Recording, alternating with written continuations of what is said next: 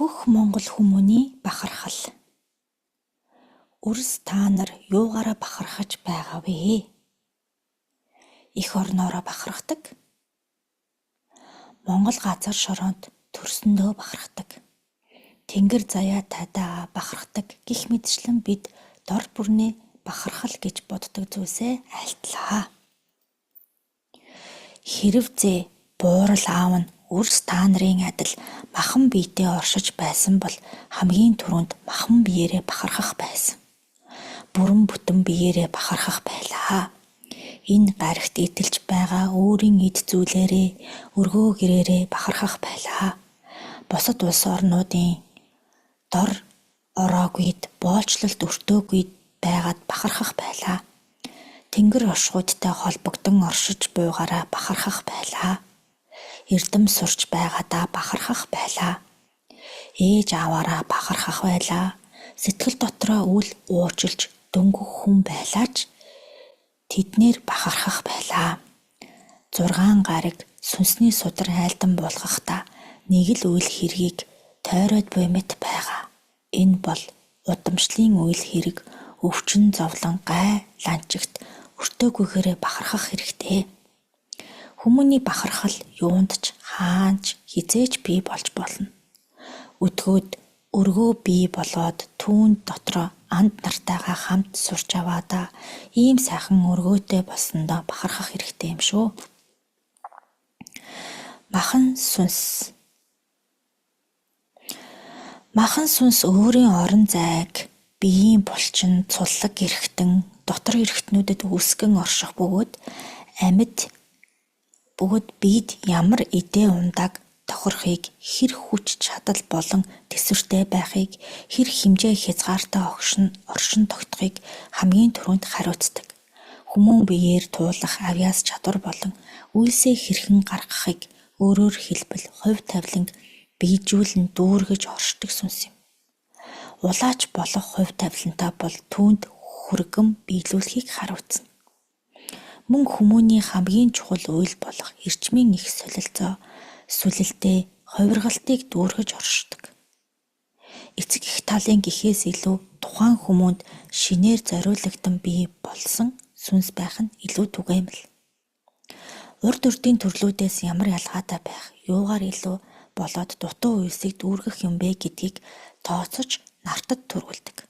Махан сүнс дараагийн төрөл рүү шилждэг бөгөөд урд төрлүүдийн гүйцэж амжаагүй үйлсийг дүүргэх гэж үүлийн үрээр иргэн ирдэг. Ингэхдээ тэр хүмүүн миний ноён байж, тэр миний игч байж гэх зэргээр танин мэдээд буйн цаана нь өмнөх түүхийн яг тэр үедээ дүүргээгүй ямар нэгэн үйл байвал тэр хүмүүс холбогдон нийлж дүүргэх боломжтой гэдгийг нэгэн утгаараа харуулж буй юм. Сүнсний алтан хэлхий холбоос ямар ч үед ямар ч төрөлд дахин төрөхөд холдон салдаггүй юм шүү. Цуллаг эрхтнүүд үүсэх үед махан сүнс бууж ирдэг. Дүр нь та нарын одоогийн дүртэй их төстэй. Жилээс жилд дагаад хувьсан өөрчлөгддөг. Махан сүнсний гадуур хөмсгөл нь та нарын энэ цагийн хувцастай адил биш. Эрт цагийн тухайн үеийн дээл хуйг юм уу? Онцлог хуйг, удмын хуйг, эсвэл урд төрлүүдийн нийлсэн хуйгтай, эсвэл дээд бие буюу дээд тэнгэрт орших сүнсний хуйгтай адилхан байж болдог. Үүнээс гадна удам угсааны зэр зэвсгийг хийсэглэн дүрээрээ дамнуулан эдэлж байдаг. Түүнээс бус олон зэр зэвсэгтэй их шид хүчтэй байхгүй. Тэнгэрт оршдогч бууж ирдэггүй сүнсүүд гэж бас бий. Үүнийг түр алгасан.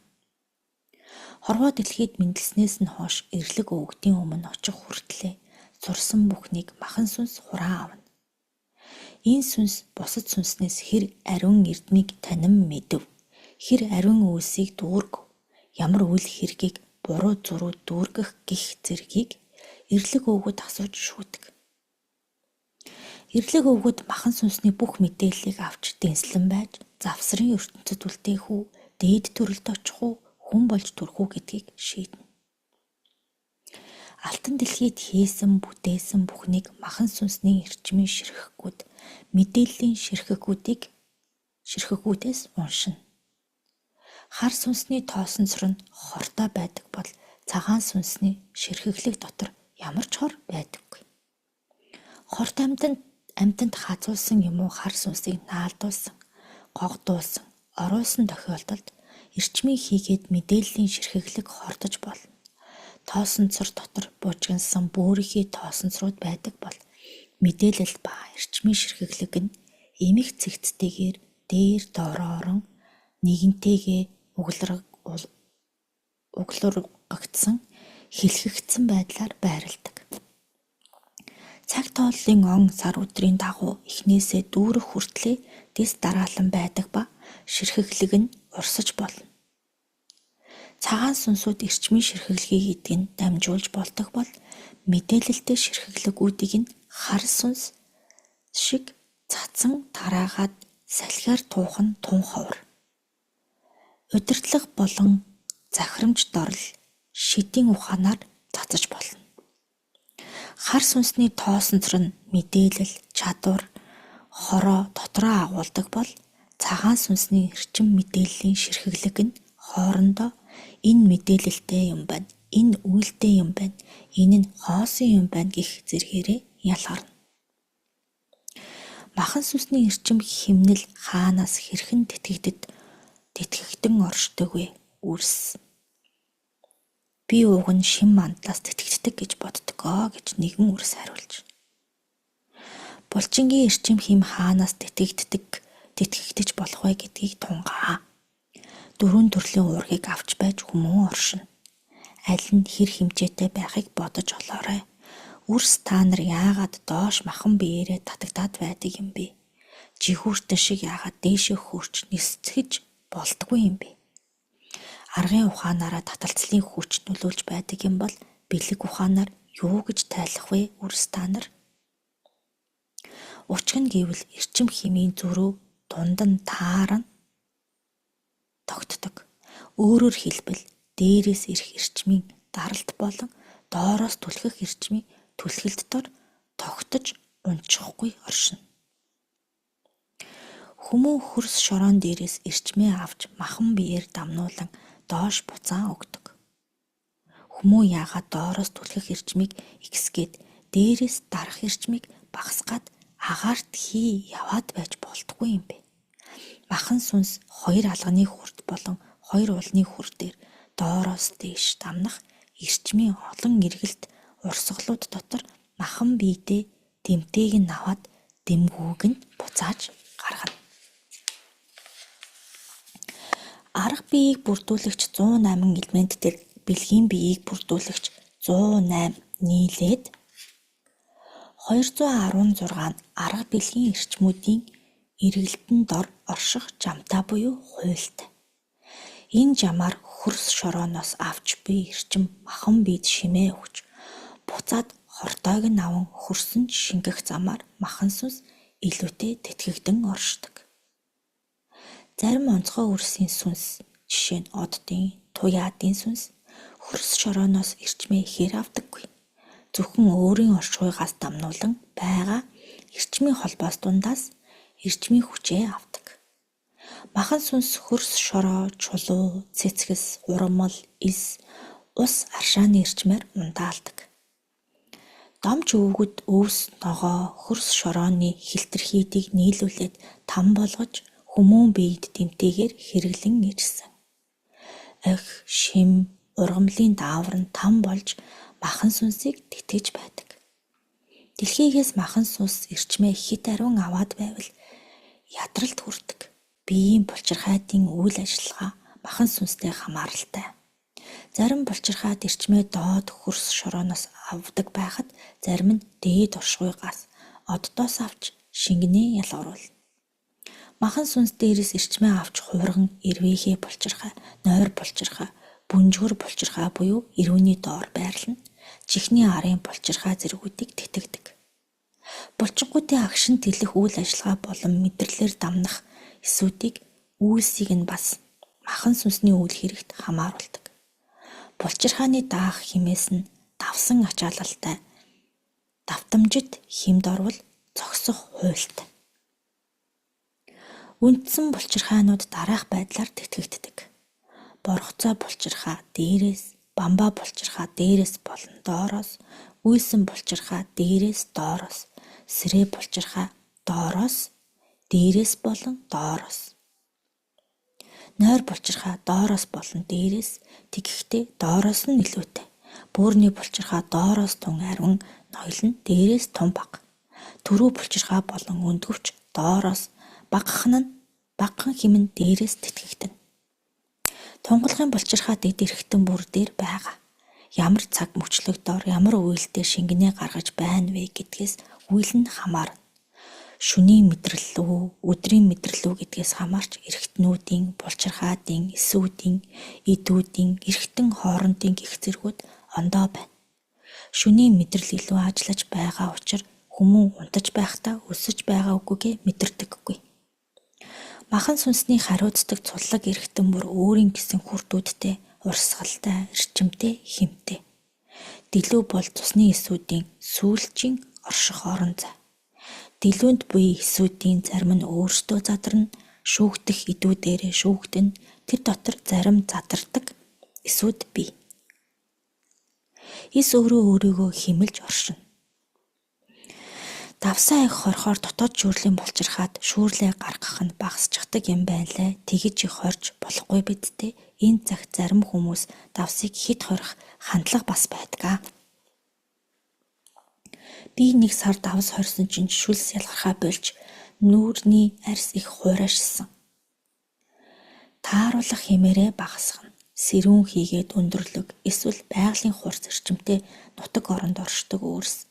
Хучрыг ихээр хорих нь буруу. Хурц хүчтэй эрчмүүдийн солилцоо болдоггүй нутаг оронд байгаа бол их хэрэгэлдэггүй.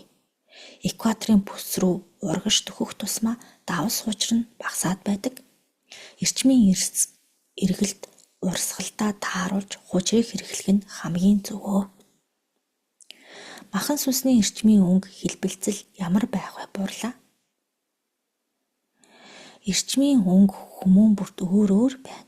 Учир нь тухайн хүмүүний 7 хүрд ямар эрчмийн өнгө урсгалд ор тогтож байна вэ гэдгээс хамаарч махан сүнснийх нь эрчмийн өнгө хэлбэлцэл урсгалын хэм тогтоогдно. Гэртээ байхдаа ногоон байлаа гэхэд байгаль дээр их яваад ирэхээр улам гүн ногоон бол зарим мөрснийх сувдан цагаан өнгөрөө төгтөг. Зарим ном хэвлэлд хүмүүсийн эрчмийн өнгө, хүрдний өнгө ийм байдаг гэд нэг бүрчлэн тодорхойлоод нийтлэг заагаад биччихсэн байдаг. Хэрхэвч тэгэж болохгүй. Хүрдүүдийн өөрийн өнгө гэд яриад байдаг. Тэгвэл үр бүрийн хүрдний эргэлт ялгаатай. Ирсэн сүнсүүдээс хамаарад мөн хаанаас ямар оршихуйгаас эрчмээ авч буйгаас шалтгаалan хүрдний өнгө нь тодорхойлогдно. 7 хүрд хийгээд баг 108 хүрдүүдийн эрчмийн эргэлт, тэдгээрт ирж буй эрчмүүдийн өнгө, мөн эс бүрт буй хүрд болон эрчмийн өнгө, эрчмүүдийн их эргэлт, бага эргэлт бүгд хоорондоо хүчиглэгдэн махан сүнсний эрчмийн өнгийг илтгэнэ. Эсүүд, идүүд, эрхтнүүд баг 108, үндсэн 7 бусад сүнсүүд холбогдож буй өгдөөс ирж байгаа эрчим, дээрээс доороос сүлэгдэж буй эрчмүүд мөн өдгөө ямар үйл хэрэг дүүргэж байна вэ? Ямар үг хэлж байна вэ? Ямар эрдэм сурч байна вэ? Юуг бодож байна вэ зэргүүдийг хамааруулад эрчмийн орон зай буюу гэрлэн бүрхүүлийн өнгийг тодорхойлно. Өрс өгдөөсөө болж өвчлөх үү? Өвгдийн хилэнгээс болж өвчлөн түүнийг шахаа барай гэж нэрлээд буй. Өвгөд хилэнгээ яаж гаргаж байна вэ? Бурлаа. Эрчмийн хэлбэлцэл урсгалыг өөрчилнө. Эрчмийн дутмагшлаас үүдэлтэй үе олон өвчин бий. Идээ ундаа, хөдөлгөөн, алба ажил гэд сууршмал амьдралаас ихтэй махан сүнсний эрчим хэмээн дутмагчлаас өвчин үүсч болно. Хөдөлгөөний дутагдлын улмаас хүн дээр өвцөн бол засахын тулд махан биеийг хэрэгтэй эрчмээр түр тэтгэжихэд хөдөлгөөн сайн хийгээрэй гэд явуулсан хүн хөдөлгөөн сайн хийгээд байвал итгэх ёстой бидтэй. Тийм. Өвгөн бие үрсэд цацлааж түүний хор уршиг улбааг арилган таслахад маш удна шүү гэж онцлон айлдаж байсан та. Дутмагшлын өвчин яг түүнтэй адил байдаг. Илгэн хатуурчихжээ гэж үзье. Тэгээд түүнийг зөглөх туяа эрчмийг махан биед нь орууллаа. Тэглээгээд шууд элэг хэвийн байдалтай иргэн ордоггүй. Эрчмийг давтан өгч байж баг багаар өөрчлөгдөнө. Чуу үннээс чин үнэн рүү тэмүүлж хажир болгох гэж байгаа тул удана. Тиймээс арга ертөнцийн үннийг бэлэг ертөнцийн эрчмээр давтан байж хажир үннийг үүсгэж болно. Чуу үнний үйлчлэлийг засаж байж чин үнэн буюу махан биеэрээ дүүргэх үйлийг нь ихсгэн хажир үннийг ч үүсгэж болно. Чин чүү аль нь ариун байх хэрэгтэй юм байна. Тийм үү? Тийм. Илэгний эрчим нь дутмагшилтай юм байна гэвэл тэр эрчмийг нь сэргээчгээд тэнд нь оршихуйгаас хэрэгтэй эрчмийг буулгаж байх үед сувг холбоосыг бэлгээр үүсгээд дахин эрчим өгөхгүйгээр орхиж болох уу? Сувгийг тодорхой хэмнэл давтамжтайгаар эрчим буулгаж байхаар тохируулна гэсэн үг. Боломжтой. Тэгэхнээ үүсгэсэн сувгийг тодорхой хугацааны дараа заавал авах хэрэгтэй. Үр чи тавьсан бол эрчим хадгалагдах хуулийн дагуу зөвхөн чи өөрөө л авна. Үүсгэсэн бол хэсэг хугацааны дараа өөр эрчимтэй холбогддог болчихвол эсвэл харын дайрлагад өртвөл сувг бохирлогдож болно. Тиймээс байнга шалгаж байх хэрэгтэй. Өөрийн эрчмийн ширхэглэгээс үүсгэсэн учир үр чамд их бага хэмээр хариу ирнэ. Энэ бол удаах асуудал. Эхний асуудал нь тэр үрийн махан болон сүнсэн биед тун халтай учир түүнийг давтан сэвтэж үү, өөр идтэй холбогдож үгүй юу гэд заавал өөрөө шалгаж байх учиртай. Тэгэхгүй бол түүнийг барин олцлох юм уу өөр хүчтэй эрчимд орон зайтай холбогдвол яах вэ? Тиймээс заавал хяналт хийгээд ухаандор энэ үйл хэрэг өрнөх учиртай шүү. Хэрв ангаагдан тэнхэрсэн байвал хэм хэлбэлцлийг нь багасгах нь дордсон байвал харивдуул. Буруу амьсгал бол өтгөн хатдаг тийм үү? Буруу амьсгалаас улбаатай агаар дутагдлаас болж эргэтнүүд дотор зарим хувирлууд бүрэн өрөнддөггүй юм шүү. Махан сүнсийг яаж бүтээдэг вэ? Амийн эрхийг амийг хариуцсан өгдөөс аваад тэр сүнс нь өгөх өгдлийг бүгдийг нь багтаадаг. Энэ хорвоо дээр махан сүнсээр анх удаа төрвөл тэр аутизмтай үршиг үр бий болно. Тийм үрийн махан бие нь үйл хэрэг эрдэм мэдлэгийг тун удаан танин мэддэг. Тийм үрсэд бэлэг ертөнцийн хүчээс илүүтэй арга ертөнцийн хүчээр үйлчилж байж засагддаг гэдэг нь энэ. Ямар ч шин сүнс уг дуу цөвтэй өөрийгөө илэрхийлэх чадвар хөгжөөгүй ноёлох сүнсний төвийн ноёлол багтаа ирдэг. Тийм учраас нийгэм шээгүй үрсийн сүнс гэд байгаа юм. Бэлэг ертөнцөөр махан сүнсний хүчийг тэтгэж оршоод арга ертөнцөөр бол арга ухаанд нь шинээр мэдээллүүдийг нь буулган таниулж болохгүй үйлдэл бүрийг үзүүлэн дадуулж нэг бүрчлэн тайлж хийлж өгөхгүй бол сүнснийхээ төрөлтөөс бүрэн салаагүй байдаг. Махан сүнсээр шин сүнс ирлээ гэд заавал аутизмтай байх албагүй үсттэй буурлаа. Үгүй ээ. Махан сүнсээр туяадын үрсээс өөр цөөн хідэн шин сүнстэй үрс ирж байгаа. Зарим өөр ертөнцөөс буюу засгын устгын ертөнц бус иргэн үрс бас бий. Цаг нь болохоор айлтан таниулах болно. Шин сүнсүүд ихэнхдээ үүлийн сүнс болж ирдэг бөгөөд төвөө ноёлон ээлжээр байрладаг. Амин сүнс зөвхөн үйл хэрэгээрээ төвөө ноёлох үед энэ сүнсэндээ хөтлөгдөн байна. Сүнсүүд нь өвүүлээ дүргэхийн тулд төвийг олох ухаанд ор буюу махан биеэ эзэгнэх ухаанаар дотроо тараална. Түүгээрээ үүлийн сүнс төвийг ноёлох ухаанд үйлсийн давтамж нь хол байдаг тул бусад сүнсүүдээс суралцаад өөрөө төвийг ноёлох үед зорьсон үйлээ дүүргэх чадвараа гаргана. Хүүхдийн махан сүнс болон ирсэн шинэ сүнс төвөө олж байрлаж байгаад үг хэлд ороод тасан цогцоод ирэх үед төвийг нь ясан сүнс эзлэхэд ясан сүнсний хуучин чадварууд нь сэргэн гарч ирж чадах уу бурлаа? Чадахгүй. Энэ бол шинэхэн бүрэлдсэн зүрх. Тархинд хуучин сүнс очоод хуучин мэдээлэлээ олж авах уу гэдэгтээ утга нэгэн асуулт байна. Тиймээс бусад сүнсүүд нь аль нэгэн содон сүнсэн захирагдаж болдог тал бий. 5 сүнсийг дотроо нэг нь захирна. Тэр сүнсийг захирагч сүнс гэж гэнэ. Үүнээс гадна эзэн сүнс, удирдуулагч сүнс гэж хуваана. Ноёлж байгаа үйл хэргийг нь харахгүй бол энэ нь эзэн сүнс, энэ нь захирагч сүнс байна гэхэд бэрхтээ байдаг.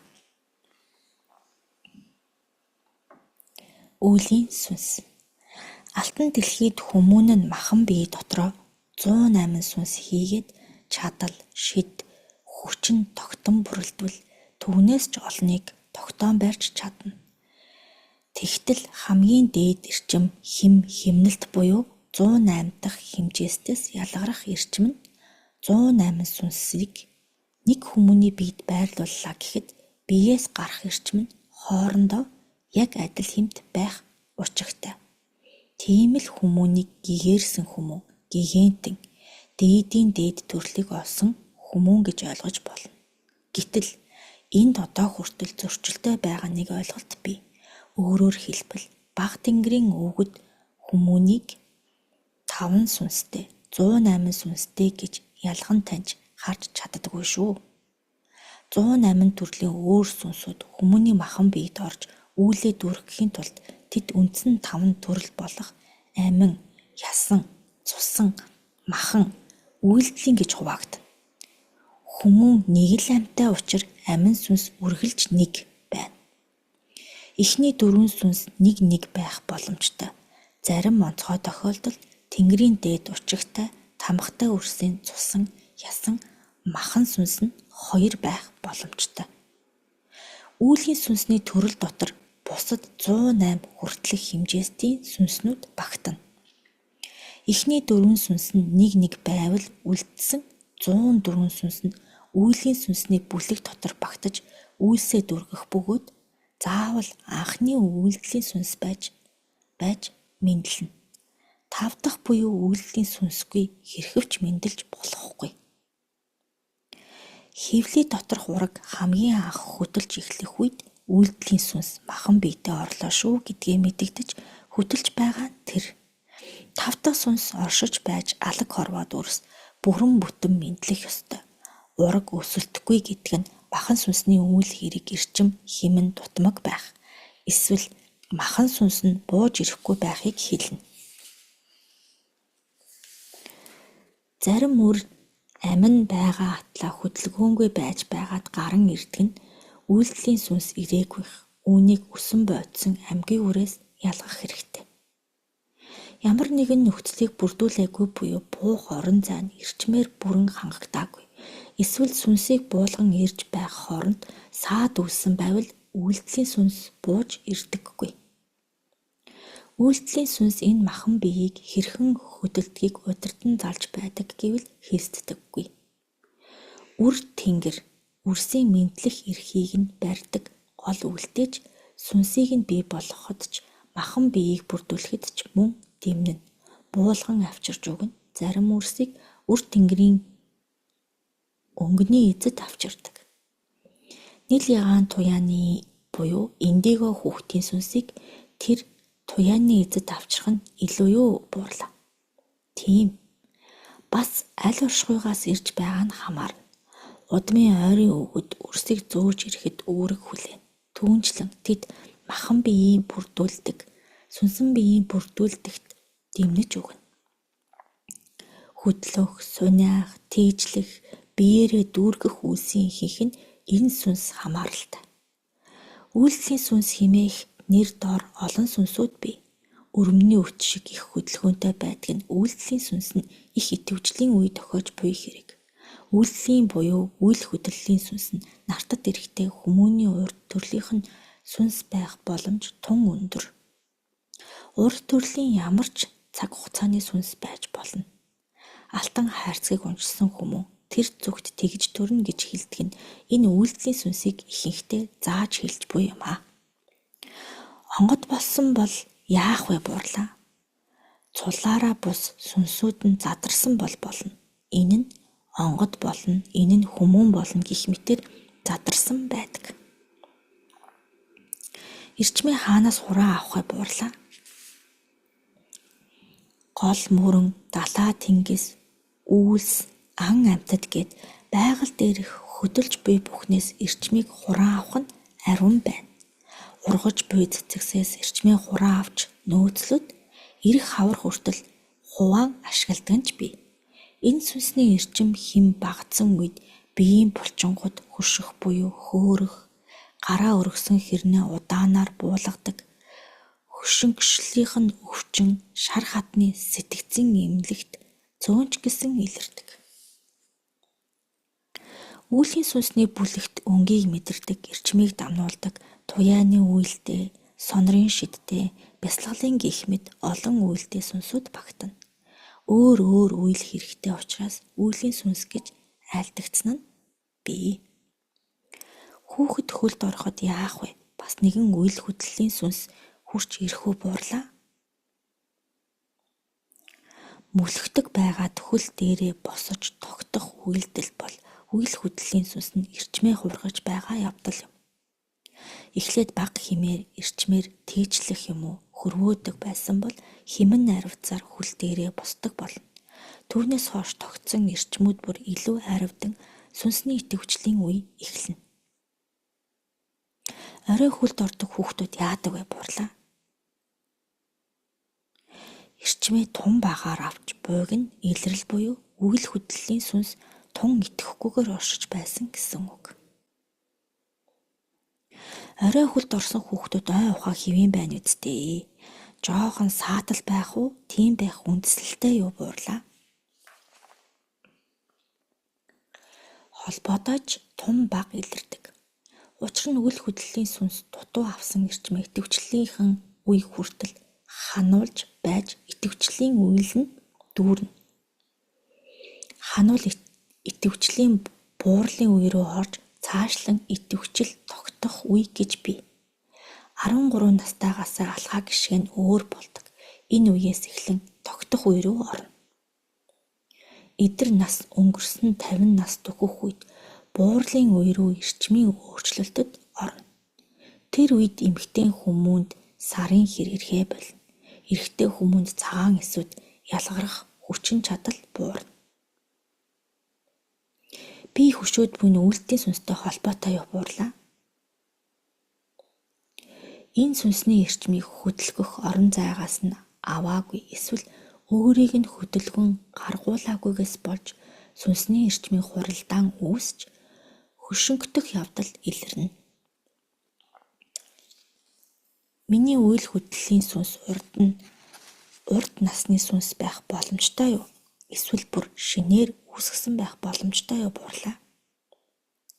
Боломжтой. Шинээр мэндэлсэн сүнс байвал тун сайтар зэхэм бэлтгэгдсэн сүнс л байх боломжтой. Муу зэхэгдвэл хөдөлгөөн болох байх уу буурлаа? Итгээд сонин гэмээр хэцүү үйлдэлүүдийг хийн. Бал харандаа, халбах байрахтаа их оройтож сурдаг. Энэ нь тархины саажилттай хүүхдэд хамаагүй юу буурлаа.